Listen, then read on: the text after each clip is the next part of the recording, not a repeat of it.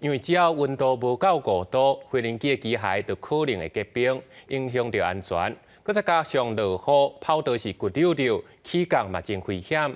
有个伫咧南北港机场，有120个旅客受到影响。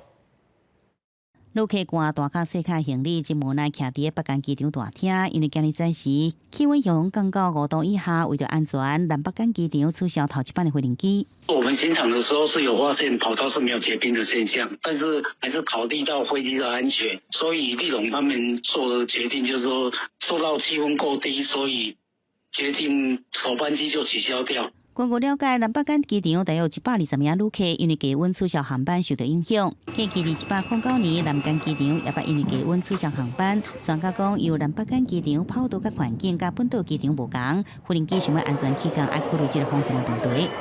在南竿跟北竿的冬季季风较强，如果侧风的力道强过飞机的机型所能承受的风力，就必须停飞。虽然寒流拍乱南北港机场头一班班机取消起飞，不过日暗时已经未少当地青年来到马祖地区第一高峰的屏山，享受落雪甲落比雪所带来美景。哥，你们也是第一次在毛祖看到雪吗？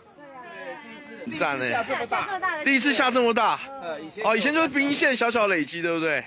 民众真欢喜，收集这美雪，最成这细人，就连囡仔也算甲真欢喜。今日早起，当地乡长讲，屏山虽然无看到落雪，不过涂骹已经5公分的积雪。雪是厚的很蛮厚的啦，薄的也蛮薄的，基本上应该只有到3到5公分应该有。无论是厝前、涂骹，还是石壁，拢在看到雪甲美雪贴起的情况。尽管说来天气算做打冷，出现落雪也是落美雪机会无悬。不过真罕的看到云白世界，也是民众真感动欢喜。